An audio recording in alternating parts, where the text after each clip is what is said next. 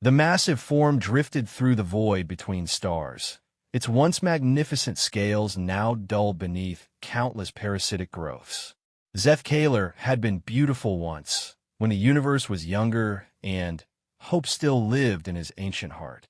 His kind, the Velnathi, were the first to touch the stars, the first to dream beyond their dying homeworld. They were dragons of the void, creatures of legend, even among the oldest civilizations. Now he was the last. The Barnacles had found him 3,000 years ago. At first, they were merely an annoyance, small crystalline parasites that fed on stellar radiation. But as centuries passed, they multiplied, spreading across his hide like a disease of jeweled torment. Each barnacle was beautiful in its own right, glowing with soft bioluminescence, but together they formed a crushing weight that made every movement agony. Zethkaler remembered when his scales could shift color with his emotions, when his wings could catch solar winds and carry him between galaxies in joyful flight. Now the barnacles had grown so thick that his natural abilities were smothered. He could barely manage the simple task of maintaining orbit around this unremarkable yellow star. The weight pressed down on him constantly, not just the physical burden, though that was considerable. Each barnacle added perhaps a kilogram to his mass, but there were millions of them now.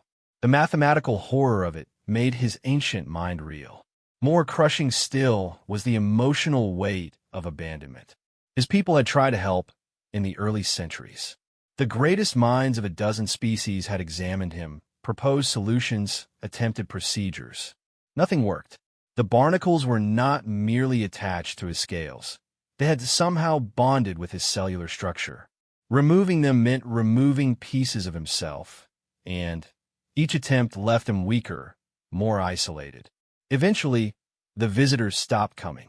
The Galactic Council had declared him a hazard to navigation after an incident near Proxima Station. His inability to maneuver properly had nearly caused a collision with a passenger liner. They had been kind about it, offering him a pension and a remote sector where he could live out his remaining centuries in solitude. They meant well, but kindness delivered with pity felt like cruelty. So here he drifted, in the outer reaches of a system the locals called Sol. The third planet showed signs of developing intelligence, though they were still confined to their world surface. Occasionally, their primitive probes would detect him and change course, probably mistaking him for an asteroid. It was better that way. He had no wish to inspire fear in another young species. The pain was constant now, not just from the weight, but from the way the barnacles interfered with his nervous system. They had grown into his hide so deeply that they touched nerve clusters, sending random jolts of sensation through his body. Sometimes he felt as though he was burning, other times as though he was freezing in the void. The barnacles seemed to enjoy these transmissions, glowing brighter when he suffered most. Sleep brought no relief. The Velnathi did not truly sleep as other creatures did, but they could enter a meditative state that allowed their minds to rest while their bodies maintained basic functions. The barnacles had taken evenness from him. Whenever he tried to enter the restorative trance, they would pulse with activity, keeping him conscious and aware of every ache. Zethkaler tried to remember the last time he had felt genuine peace. It must have been before the barnacles, before the long loneliness began. He thought of his nest sister Yilthara, who had chosen to end her existence rather than watch their species fade. He had called her weak then, had insisted that survival was noble regardless of circumstance. Now he wondered if she had been the wise one. The approaching ship registered on his passive sensors like a whisper. Too small to be a threat, too primitive to be from any known spacefaring race. As it drew closer, his ancient eyes focused on its crude but functional design. Chemical rockets, metal hull, primitive but effective shielding. The inhabitants of the third planet had finally managed to leave their gravity well. He should move away. First contact protocols existed for good reason, and he was hardly the ideal representative of advanced civilization. A pain-maddened, parasite-ridden dragon might traumatize an entire species at this crucial point in their development. But The effort required to change his trajectory seemed impossible. The Barnacles had been particularly active lately, and he felt weaker than usual. The ship altered its course toward him. Apparently, they had better sensors than he had given them credit for. Or perhaps they were simply curious about the large object that had been orbiting their star for the past several years. Either way, they were coming to investigate. Zefkaler tried to prepare himself for another encounter with ignorance and fear. Most species, when confronted with something they could not understand or help, chose to flee or forget. He had learned not to expect compassion from beings who had never experienced true isolation or chronic pain. They could not understand, and he could no longer blame them for that failure. The ship drew closer, and Zefkaler could make out more details. It was small, designed for perhaps a dozen crew members. Scientific equipment bristled from its hull, suggesting this was an exploration vessel rather than a military craft. That was encouraging, at least. Scientists might be more likely to overcome their initial fear and attempt communication. But as the ship approached, something unexpected happened. Instead of the usual pattern of approach, scan, and retreat that he had experienced with other species, this vessel began transmitting. Not demands or warnings, but what appear to be mathematical sequences, basic chemical formulas, and simple pictographs. They were attempting to communicate before they even knew if he was intelligent. The transmissions continued, growing more complex as the ship drew nearer. They sent images of their world, their species, their achievements. There was something touchingly hopeful about the gesture, as though they genuinely wanted to share their existence with whatever they might find out here in the dark. Zefkaler felt a stirring of something he had not experienced in centuries. Not hope precisely, but a faint curiosity about what these young beings might do when they saw him clearly. Most species recoiled from his appearance, but these humans seemed determined to communicate regardless of what they found. Perhaps they would be different. Perhaps they would simply leave him in peace when they realized he was beyond help. The ship was close enough now that he could see movement through its transparent sections.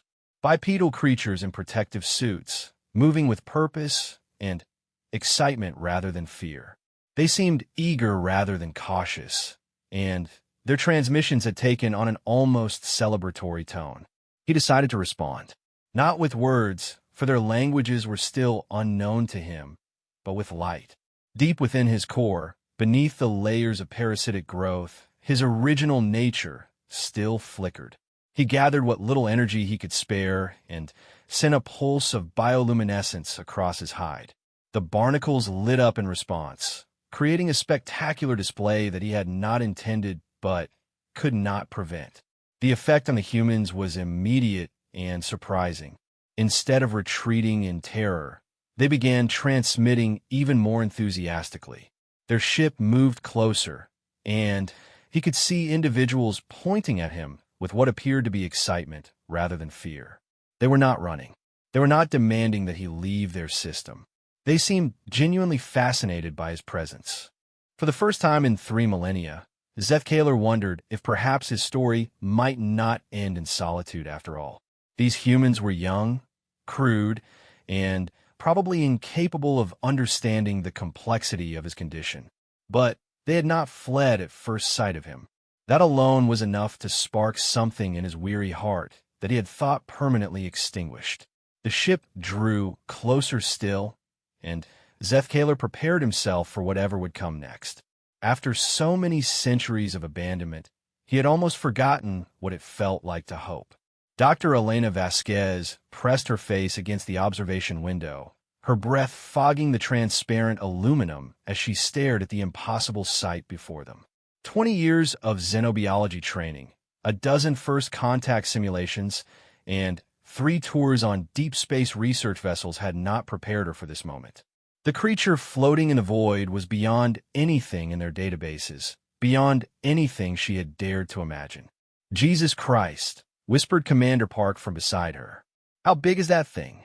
Computer estimates approximately 400 meters from head to tail, replied their AI, Sarah.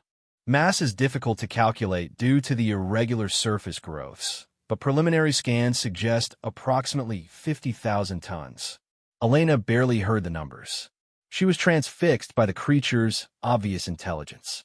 The way it had responded to their communications with that magnificent light display showed clear understanding of their intent. But there was something wrong with it, something that made her chest ache with empathy she couldn't explain. "Those growths," she murmured, activating her tablet to begin preliminary observations. "They're not part of its natural anatomy. Look at the underlying structure. You can see the original scale pattern beneath them."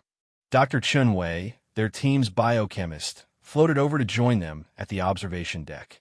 "The growths appear to be parasitic in nature. Notice how they're clustered more heavily in areas where the creature would naturally bend or flex. They're restricting its movement." "Can we get closer?"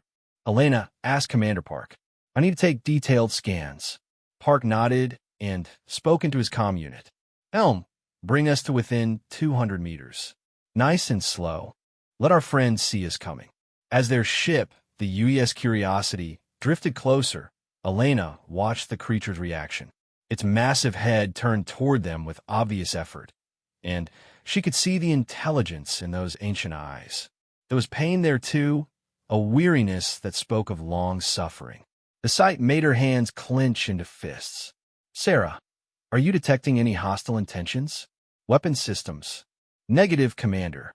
In fact, I'm reading what appears to be deliberate dampening of natural bioelectric fields. The creature seems to be actively trying to appear non-threatening." Elena's heart clenched. Whatever this being was, it had learned to make itself seem harmless to avoid frightening others. The thought of such a magnificent creature feeling the need to diminish itself brought tears to her eyes. "Dr. Vasquez," Sarah continued, "I'm detecting complex electromagnetic patterns that suggest sophisticated neural activity. This entity is almost certainly sapient." "I was afraid of that," Elena whispered. "Sarah, run a full medical scan. I want to know everything about those parasites." The AI's sensors swept across the creature's form, and the results appeared on Elena's tablet within minutes. What she read there made her stomach turn. The parasites weren't just attached to the surface. They had somehow integrated themselves into the creature's cellular structure. Worse, they appear to be interfering with its nervous system, causing constant pain. "How long has it been like this?" she asked Sarah. "Based on the growth patterns and integration levels, I estimate several thousand years minimum, possibly much longer." Elena stared at the screen in horror. Thousands of years of constant pain, carrying a burden that grew heavier each day, unable to remove it without damaging itself further. No wonder there was such weariness in those ancient eyes. "Commander," she said, her voice shaking with emotion, "we need to help it." Park frowned. "Help it how? We don't even know what it is, let alone how to treat something like that." "We're scientists," Elena replied firmly. "This is what we do. We find solutions to impossible problems." Dr. Chun was reviewing the scan data on his own tablet. "Elena, the integration is too advanced. Any attempt to remove these parasites could kill it." "Then we find another way," she said. "Sarah, open a communication channel. Full spectrum, all frequencies." "Channel open, Doctor."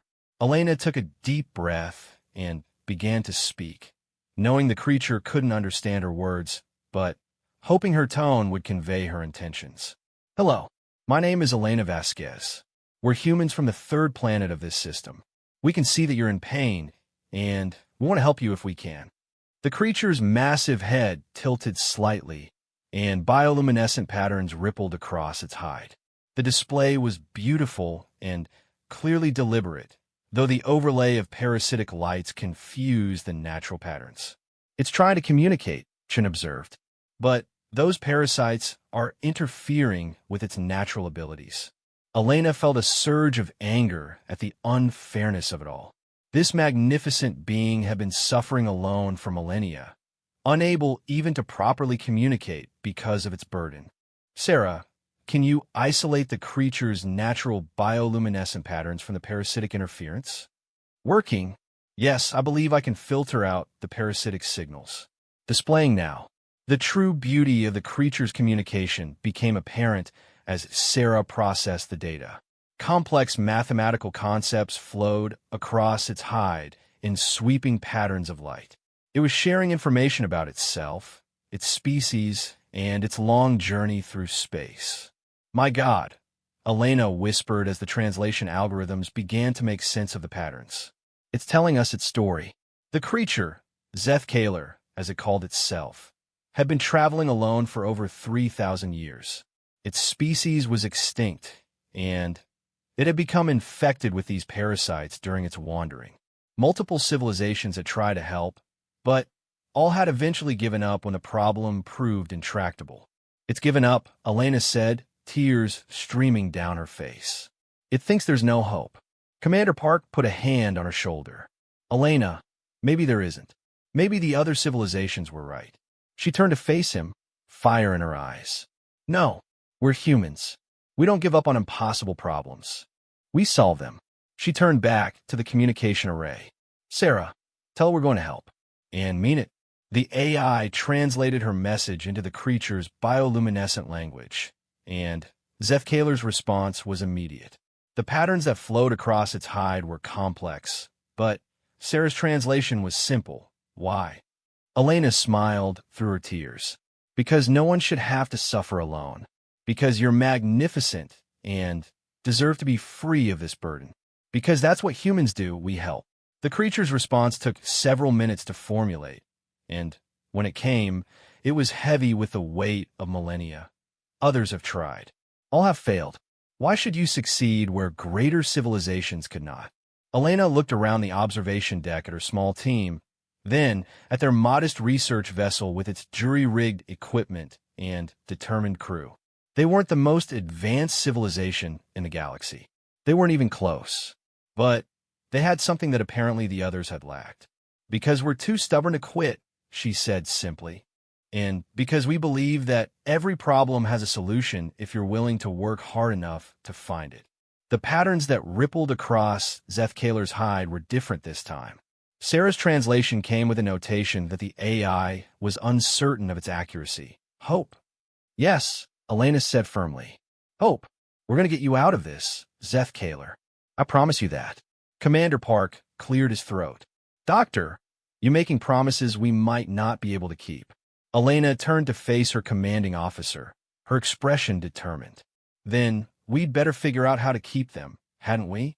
Sarah, send a priority message to Earth. Tell them we found someone who needs our help, and we're going to need everything they've got." As the message raced toward Earth at faster-than-light speeds, Elena turned back to the ancient being floating in the void. Zethkaler had gone still, its bioluminescent patterns dim. Whether from exhaustion or overwhelming emotion, she couldn't tell. "Don't you dare give up on us now," she whispered. "We just found you. We're not letting you go." The faintest pulse of light rippled across the creature's hide in response. It was barely visible, but Elena chose to interpret it as acknowledgement. Somewhere in that ancient heart, hope was being born again. The real work was about to begin. 3 months after first contact, the Sol system had been transformed into the largest medical research facility in human space. Ships arrived daily from across the Earth Federation, carrying equipment, specialists, and supplies. The orbital platform that had been hastily constructed around Zethkaler rivaled some of Earth's major space stations in complexity. Dr. Elena Vasquez stood in the command center of what everyone had started calling Hope Station, watching dozens of teams work with focused determination.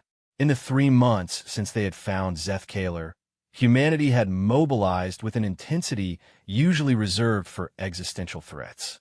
The difference was that this time, they were fighting to save someone else. "Status report," Elena called out as she entered the main research bay. Dr. Sarah Kim, the project's lead engineer, looked up from her holographic displays. "We've completed the detailed cellular mapping of the parasite host interface. The integration is even more complex than we initially thought. These organisms have essentially rewired portions of Zethkaler's nervous system to support their own functions." Elena nodded grimly. "What about the nutrition analysis?" "Interesting findings there," replied Dr. Marcus Webb, their biochemist. The parasites aren't just feeding on Zeth Kaler's energy. They're actually supplementing it in some areas while depleting it in others. It's like they've created a secondary metabolism that keeps him alive, but in constant discomfort. Symbiosis, Elena mused, but an unwilling one. Exactly. And here's the really disturbing part. We think they've been gradually modifying his cellular structure to make themselves more integrated. Each generation of parasites is more deeply embedded than the last. Elena felt a familiar surge of anger. The more they learned about Zeth Kaler's condition, the more horrific it became. But anger was useful fuel for the long hours they'd all been working. Any progress on the removal strategies? Dr. Kim brought up a new set of displays. We've tested 17 different approaches on the tissue samples Zeth Kaler provided. Direct surgical removal damages too much healthy tissue. Chemical dissolution affects his cellular structure. Even targeted electromagnetic pulses disrupt his natural bioelectric functions. So we're back to the same dead ends that stopped the other civilizations. Not quite, Kim said with a slight smile. We've been thinking about this wrong. Every other approach has tried to remove or kill the parasites. But what if we don't have to? Elena raised an eyebrow. Go on. Dr. Webb took over the explanation. The parasites have essentially created a secondary nervous system integrated with Zeth Kaler's primary one. What if, instead of trying to remove them, we could reprogram them? Reprogram parasites? Is that even possible? These aren't just parasites, Kim explained. They're semi-intelligent organisms with their own neural networks. Very simple ones, but functional. And they're already connected to Zeth Kaler's nervous system. Elena stared at the data, her mind racing. You're talking about turning them from parasites into actual symbiotes. More than that, Webb said excitedly. We could potentially turn them into biological processors. Instead of causing pain, they could enhance Zeth Kaler's natural abilities, amplify his bioelectric control, improve his energy efficiency, maybe even give him capabilities he never had before. It was audacious. It was risky. It was the kind of insane solution that only humans would consider. Elena loved it immediately. What does Zeth Kaler think about this? We explained the concept to him yesterday, Kim said. His response was interesting. Elena accessed the communication logs on her tablet. Zeth Kaler's translated words appeared on the screen. You wish to transform my torment into strength? This is either the greatest kindness or the greatest foolishness I have encountered in millennia. Proceed. A smile spread across Elena's face. Even after 3,000 years of suffering, the ancient being still had a sense of humor. What do we need to make this work? Tom, mostly, Webb replied. We need to decode the parasite's neural patterns, figure out how to introduce new programming, and test it extensively before we attempt anything on Zeth Kaler himself. How much time? Kim and Webb exchanged glances. Conservative estimate? 2 years. Elena shook her head. Zeth Kaler's been suffering for 3 millennia. Every day we delay is another day of pain for him. Can we cut that down? Elena, Kim said gently. We're already working around the clock. The entire scientific community is involved in this project. We're moving as fast as humanly possible. Then, we need to move faster than humanly possible. Elena turned to address the room. Everyone, listen up. I want to implement Project Prometheus immediately. The room went silent. Project Prometheus was Elena's most controversial proposal, directly interfacing human neural patterns with the research systems to accelerate the analysis. It was dangerous, potentially damaging to the volunteers, and had been rejected by the Ethics Committee 3 times. Elena, Webb said quietly, the Ethics Review. I've already volunteered, she interrupted, and I've gotten approval from the Federation Council under emergency research protocols. If we can directly interface with the research systems, we can accelerate our work by orders of magnitude. Dr. Kim stepped forward, concern written across her face. The neural feedback could cause permanent damage. We don't fully understand how the parasite neural patterns might interact with human consciousness. Then, we'll find out, Elena said firmly. I've made up my mind. Over the next 6 weeks, Elena spent increasing amounts of time connected to the neural interface systems. The experience was unlike anything she had imagined. Through the interface, she could perceive the parasite's simple but alien thought patterns, feel the constant low-level pain they generated, and understand the elegant biological mechanisms they use to maintain their integration with Zefkaler's systems. But more importantly, she began to see solutions. The human brain's pattern recognition capabilities, enhanced by the research computers, could identify possibilities that pure computational analysis had missed. She began to understand how the parasites could be reprogrammed, how their functions could be redirected, how their integration could be turned from burden to benefit. The breakthrough came during her 7th week connected to the interface. Elena was deep in analysis when she suddenly understood the key insight that had eluded them. The parasites weren't just semi-intelligent. They were actually learning organisms. They had been slowly adapting to Zefkaler's biology over the millennia, becoming more integrated with each generation. But that same adaptability could be harnessed. She disconnected from the interface with tears streaming down her face, her hands shaking from neural feedback, but her mind blazing with possibility. "I know how to do it," she announced to the assembled team. "The parasites can be retrained. We don't need to reprogram them. We need to teach them." Dr. Kim helped her to a chair. "Elena, you've been connected for 18 hours straight.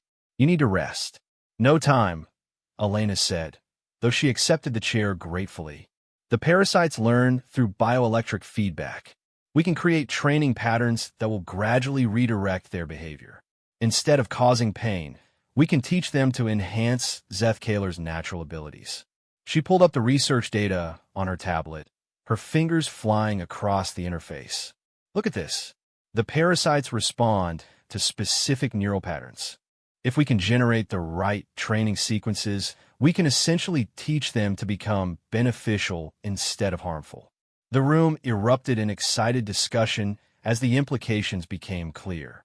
Instead of the dangerous and uncertain process of reprogramming alien organisms, they could use the parasite's own learning ability to transform them into willing partners. "How long will the training process take?" Webb asked. Elena smiled, exhaustion and triumph warring in her expression. "For an organism that's been learning for 3,000 years? About 6 months if we do it right. Maybe less." Dr. Kim was already pulling up projection models. "The Federation Council is going to want detailed risk assessments." "Then, let's give them something to assess," Elena said. "We're going to free Zefkaler from his burden and give him capabilities beyond what he ever dreamed of. We're going to turn his greatest weakness into his greatest strength." As the team scattered to begin implementation of the new plan, Elena remained in her chair, staring out at the vast form of Zefkaler floating peacefully nearby. The ancient being had waited 3 millennia for relief from his suffering. He was about to discover what human determination could accomplish when properly motivated. The real work was just beginning, but for the first time since they had started this project, Elena was certain they would succeed. Humans had a talent for turning impossible problems into unprecedented opportunities. They were about to prove that talent applied even to ancient alien dragons. The process began on a Tuesday that would be remembered as the day humanity attempted something that no other species had dared to try. Instead of fighting Zefkaler's parasites, they were going to befriend them. Dr. Elena Vasquez floated in the specially constructed chamber adjacent to Zefkaler's massive form, surrounded by arrays of bioelectric field generators. Her neural interface had been upgraded with new safeguards after her breakthrough 6 weeks earlier, but the risks remained substantial. She would be directly interfacing with millions of semi-intelligent parasites, attempting to teach them new behaviors while her consciousness was partially merged with their alien thought patterns. "All systems nominal," reported Dr. Kim from the control room. "Elena, you sure about this?" Elena looked through the transparent barrier at Zefkaler's ancient eye, seeing the hope and fear warring in that vast alien intelligence. Over the past months, she had come to understand the depth of his suffering, the weight of his loneliness, and the courage it had taken for him to trust these strange young humans with his salvation. "I'm sure," she replied. "Zeth-Kaler, are you ready?" The response came as gentle bioluminescent patterns across the dragon's hide. The parasites created interference, as always, but Sarah's translation was clear. "I have been ready for 3,000 years, small friend. Do what you must." Elena activated the neural interface and felt her consciousness expand beyond the confines of her physical brain. The sensation was indescribable. Suddenly, she could perceive the vast network of parasitic organisms that covered Zeth-Kaler's body like a living constellation. Each parasite was a tiny spark of awareness, simple but determined, following behavioral patterns that had been reinforced over millennia. The first step was establishing communication. Elena projected patterns of mathematical harmony, simple concepts that even the basic parasites could understand. To her amazement, they responded almost immediately. These organisms were far more intelligent than anyone had realized. They had been learning and adapting for 3,000 years, becoming increasingly sophisticated with each generation. But their sophistication had been directed toward a single goal: integration with their host. They had become incredibly efficient at bonding with Zeth-Kaler's cellular structure, so efficient that they caused constant interference with his nervous system. They didn't understand that they were causing pain. From their perspective, they were simply doing what they had evolved to do. Elena began the teaching process with simple binary concepts. Pain was negative. Comfort was positive. She projected these ideas through carefully modulated bioelectric fields, creating feedback patterns that the parasites could understand and respond to. The process was exhausting. She had to maintain perfect mental discipline while simultaneously managing the interface with millions of alien minds. The first sign of success came 3 hours into the session. A small cluster of parasites near Zeth-Kaler's primary nerve junction began to alter their behavior. Instead of generating the random neural static that caused pain, they started producing organized patterns that actually enhanced the signals flowing through that section of his nervous system. "Elena, we're reading reduced pain indicators in Sector 7, Dr. Webb reported excitedly. "Whatever you're doing, it's working." But Elena could barely hear him. She was deep in communion with the parasites now. Her consciousness spread across their network like morning light across a vast landscape. She began to understand the true scope of what was possible. These organisms weren't just capable of learning new behaviors. They were capable of coordinating their actions across Zeth-Kaler's entire body. She started teaching them more complex concepts: cooperation, enhancement, the idea that they could work together to improve their host's capabilities rather than merely surviving off them. The parasites absorbed these lessons eagerly, their simple minds adapting with frightening speed. By the 6th hour, entire sections of parasites had begun to reorganize themselves. Instead of random clusters focused only on attachment, they were forming functional networks. Elena could see the patterns they were creating: biological circuits that enhanced Zeth-Kaler's natural bioelectric abilities, processing nodes that could amplify his thoughts, sensory networks that extended his awareness far beyond his physical form. "Elena," came Dr. Kim's voice, tight with concern, "your neural activity is off the charts. We need to consider pulling you out." "Not yet," Elena managed to respond, though speaking in normal human language felt strange after hours of communion with alien minds. "They're almost ready for the advanced protocols." The advanced protocols were Elena's most ambitious concept. If successful, they would transform the parasites from simple organisms into something approaching a distributed biological computer. They would retain their individual identity while becoming part of a larger cooperative intelligence that could enhance every aspect of Zeth-Kaler's existence. Teaching the concept of cooperative intelligence to millions of simple minds simultaneously was like trying to explain symphony to a room full of people who had only ever heard single notes.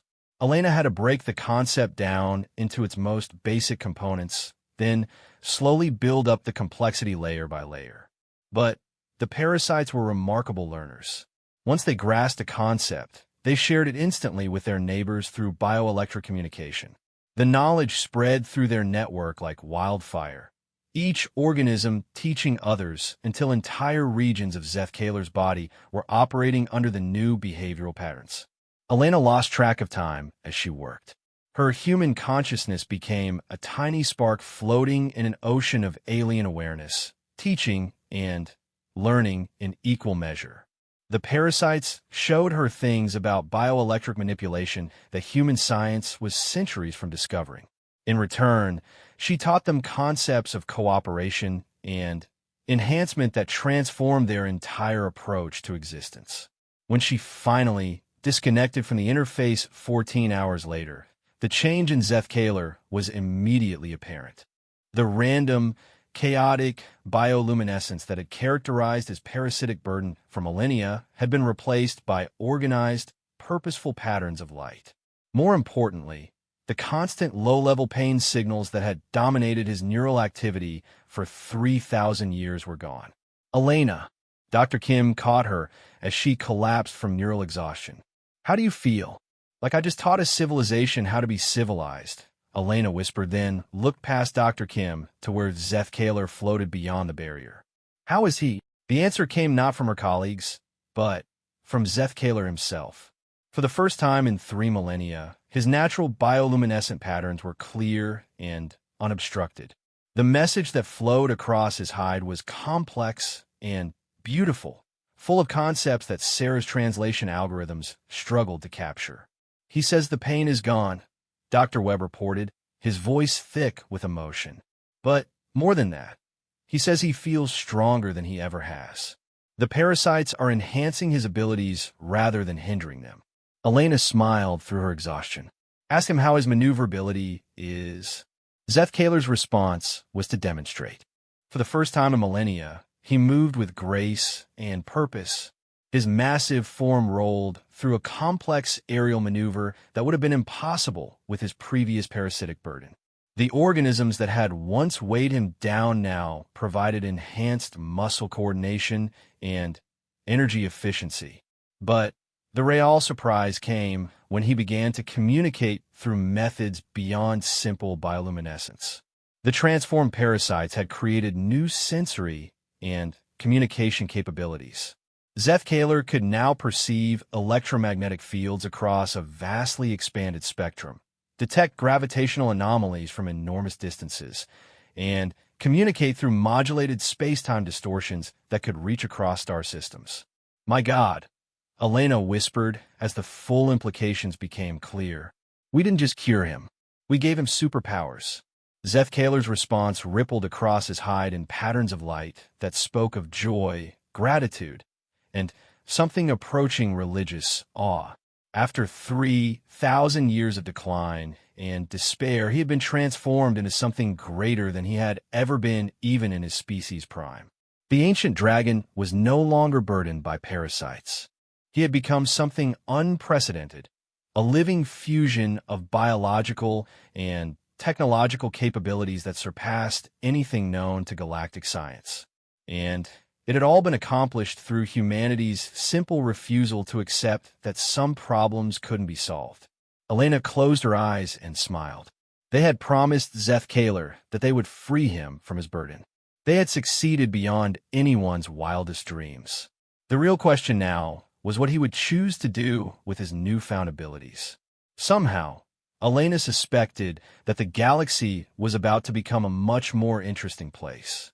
6 months after his transformation, Zefkaler had become something that defied every category known to galactic science. No longer the last of his kind, he had become the first of something entirely new. The ancient Velnathi dragon now commanded abilities that made him effectively immortal, capable of traversing galactic distances in mere days, and possessed of sensory capabilities that allowed him to perceive the fundamental structure of space-time itself. But, perhaps most remarkably, he was no longer alone. Dr. Elena Vasquez stood on the observation deck of Hope Station, watching as Zefkaler gracefully maneuvered through a complex dance with 3 other beings.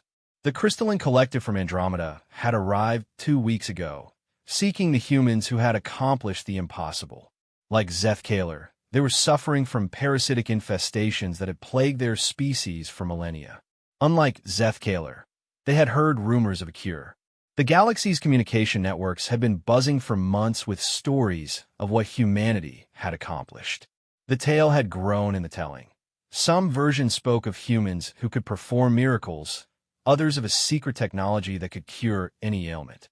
But the core truth remained consistent. Humanity had solved a problem that every other advanced civilization had deemed impossible. Status report on the collective's treatment. Elena asked Dr. Kim, who was reviewing data on her tablet. Proceeding better than expected, Kim replied with a smile. Their parasites are actually more responsive to the training protocols than Zethkaler's were. We should have them fully transformed within 2 weeks. Elena nodded, watching as Zethkaler demonstrated some new capability to his crystalline companions. The sight never failed to amaze her. The being who had once drifted alone and forgotten in the outer reaches of their system was now effectively the galaxy's first patient advocate, traveling to distant worlds to bring others to receive the transformation that had saved his life. The hegemony delegation is requesting another audience, Dr. Webb reported from his station. They're offering to trade their entire technological database for access to our methods. Same answer as before, Elena replied. We don't charge for medical treatment. If they want our help, they can ask nicely instead of trying to buy it. The political implications of humanity's breakthrough had been staggering. Overnight, Earth had gone from a minor newcomer to galactic civilization to the source of the most revolutionary medical technology in known history. Delegations arrived daily from species across the galaxy, some seeking treatment, others demanding to know how humanity had succeeded where greater civilizations had failed. Elena had been appointed as the project's chief diplomatic officer, a role she had never expected to fill. But her deep understanding of both the transformation process and Zethkaler himself made her the natural choice for managing the complex political situation that had developed. Dr. Vasquez, came Sarah's voice over the intercom. Zethkaler is requesting private communication with you. Elena made her way to the communication chamber, where the sophisticated translation systems allowed for real-time conversation with the ancient being. As she settled into her chair, patterns of light began flowing across Zethkaler's hide, visible through the chamber's transparent wall. My small friend, his translated voice carried warmth and affection that still amazed Elena. I have received word from the outer reach territories. 3 more species have been located who suffer from conditions similar to what I endured. They are requesting assistance. Elena smiled. Of course we'll help them. That's what we do. Yes, Zethkaler replied, but these species are located in sectors currently controlled by the hegemony. They are demanding tribute for safe passage through their territory. Elena's expression hardened. The Galactic Hegemony was the largest military alliance in known space, a confederation of species that maintained order through superior technology and strategic positioning. They had been less than pleased with humanity's sudden rise to prominence and had been actively trying to control access to the transformation technology. What kind of tribute? Exclusive access to our methods for their member species, plus territorial concessions from the Earth Federation.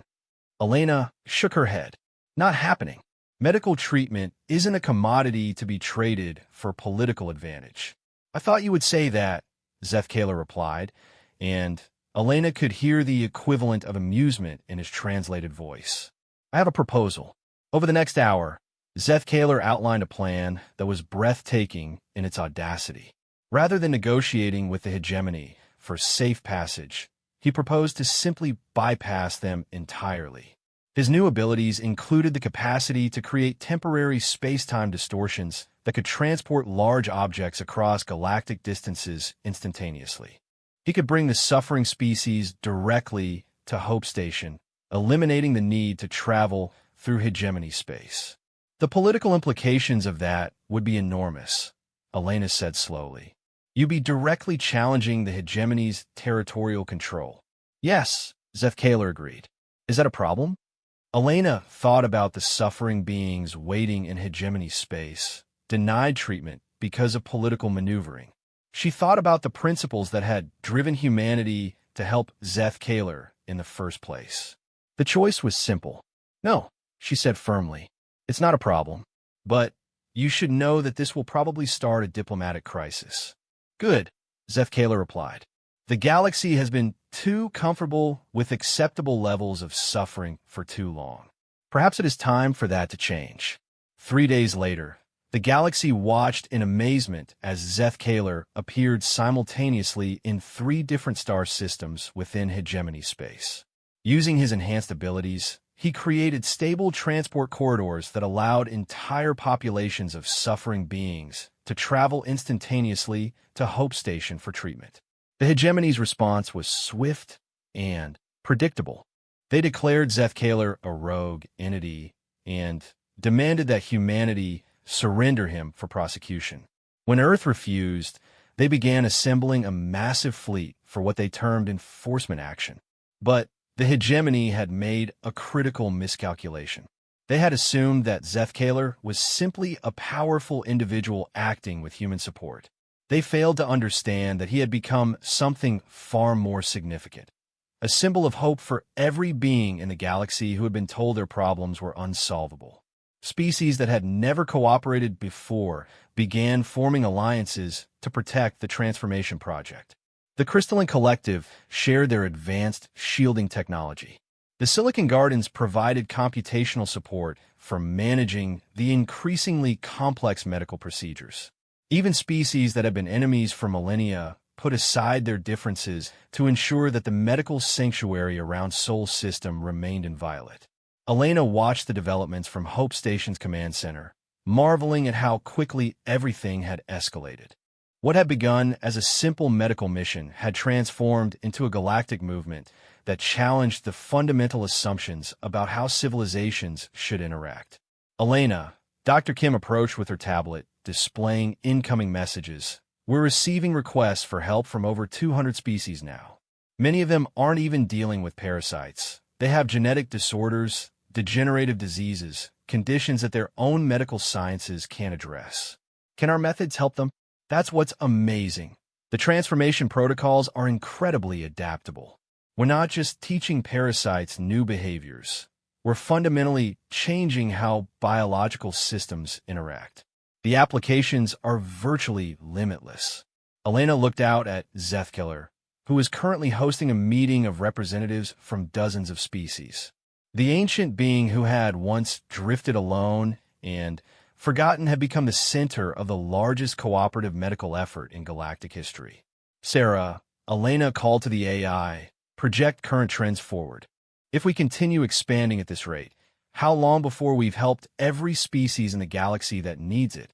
At current growth rates, accounting for increasing efficiency as we develop better protocols and train more specialists, approximately 50 years to reach universal coverage. Elena smiled. 50 years to transform the medical capabilities of an entire galaxy. It was an ambitious timeline, but somehow she believed they could do it. Humans had a talent for making the impossible seem inevitable. The hegemony fleet arrived at the edge of Sol System 3 weeks later, expecting to find a small human research station and one rogue alien. Instead, they found representatives from over 500 species, all committed to protecting the medical sanctuary that Hope Station had become. The fleet commander, faced with the prospect of fighting the largest coalition in galactic history over what amounted to a hospital, chose discretion over valor and withdrew. Zeth Kaler's response to the crisis was characteristically elegant.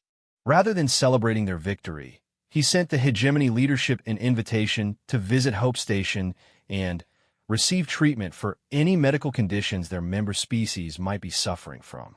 The gesture was both diplomatically brilliant and perfectly sincere. In Zeth Kaler's transformed perspective, there were no enemies, only beings who hadn't yet been helped. Elena found herself appointed as the first director of Galactic Medical Cooperation, a position that didn't exist until the various species involved in the project decided it needed to. Her mandate was simple: ensure that no being in the galaxy had to suffer from treatable conditions due to politics, prejudice, or simple lack of resources. It was an impossible job. Elena loved it. As she stood in her new office aboard the expanded Hope Station, watching Zethkiller guide another group of newly arrived patients through their first examination, she reflected on the journey that had brought them all to this point.